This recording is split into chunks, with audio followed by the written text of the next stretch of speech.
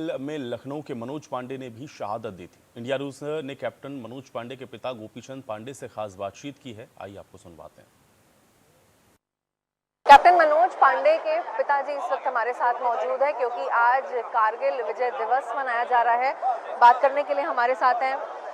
Sir, सबसे पहला तो सवाल ये है कि कितना गर्व महसूस हो रहा है आज आपको? सबसे पहले तो बाहर से हट के थोड़ा हवा तो हम सबको आने दीजिए, सबका सामने खड़े हो जाते हैं। गर्व इसलिए महसूस हो रहा है कि कारगिल युद्ध हुआ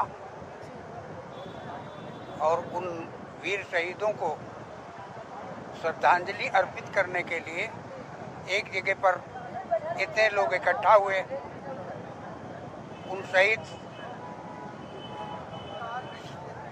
जवानों को श्रद्धांजलि जो दी गई उनके मन की शांति के लिए, इसलिए मुझे भी गर्व है और जो यहाँ पर लोग पधारे हैं उनको भी इस बात का गर्व है कि हमने एक नेक काम में अपना हाथ बटा करके अपना समय दिया।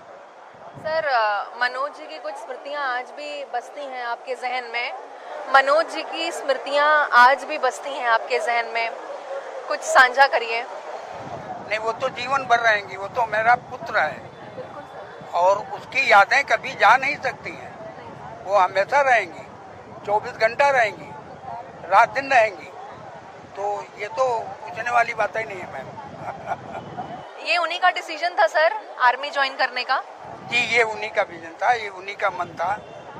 सिलेक्शन तो उनका दोनों जगह हो गया था, रुड़की विश्वविद्यालय देहरादून में और फिर एनडीए में, दोनों जगह उनका सिलेक्शन हो गया था। उन्होंने आर्मी ज्वाइन करना ज़्यादा बेटर समझा क्योंकि कथन उनका ये था कि अपने लिए तो सभी जीते हैं, जीवन वो है जो औरों के लिए जिया जाए। तो इस पे सर आप और आपकी जो पत्नी जी हैं उन्होंने क्या कहा था? पत्नी का इसमें बहुत बड़ा योगदान है। जब एनडीए ज्वाइन करने का और रुड़की विश्वविद्यालय में इंजीनियरिंग करने का अवसर आया तो ये प्रेरणा उन्हीं की थी। घर वाले नहीं चाहते थे क्योंकि हमारे परिवार में कोई सेना में नहीं गया था। ये उन्हीं की प्रेरणा थी। उन्होंने जाइए, इम्तहान दे आइए, और ये विध का विधान है, भाग्य है। ये विध का विधान ही कहिए कि 67 बच्चे गए, अकेले मनोज पास हुए। ये विध का विधान ही है, फेल हो जाते और कोई नौकरी करते। सर, जब आप जाने का मन था वहाँ। सर, जब आपने जिस वक्त ये खबर सुनी थी उस वक्त क्या आया आपके दिल और दिमाग में? एक पुत्र जिसके बीच में चला जाता है, हर व्यक्ति को ये एहसास जरूर होगा कि हमारे परिवार में आज क्या हो गया।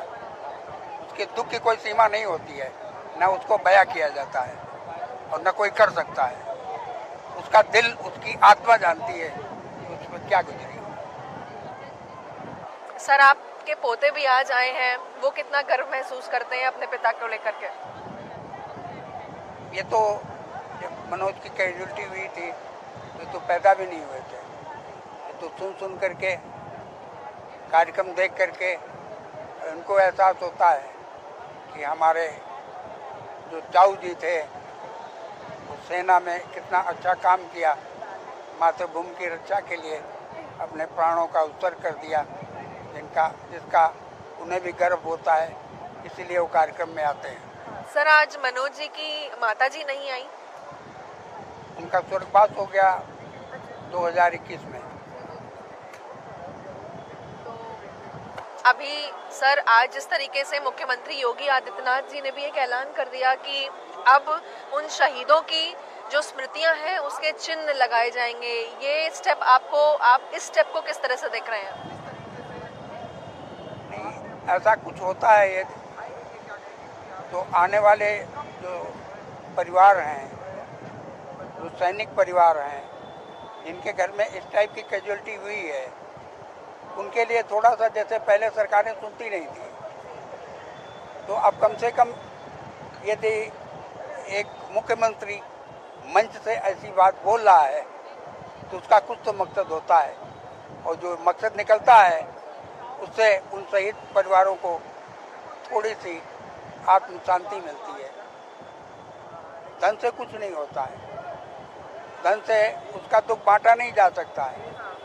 सहानुभूतिपूर्वक थोड़ा सा उसको एहसास होता है कि आज सरकार भी हमारे साथ है। बहुत शुक्रिया सर हमसे बात करने के लिए। तो आप सुन रहे थे कैप्टन मनोज पांडे के पिताजी को, जिन्होंने कई सारी चीज़ हमसे साझा की। लखनऊ से वीडियो जर्नलिस्ट राजेंद्र के साथ में निकिता सरीन, इंडिया न्यूज़ के लिए। तो रामपुर में आजम खान की जौहर यूनिवर्सिटी में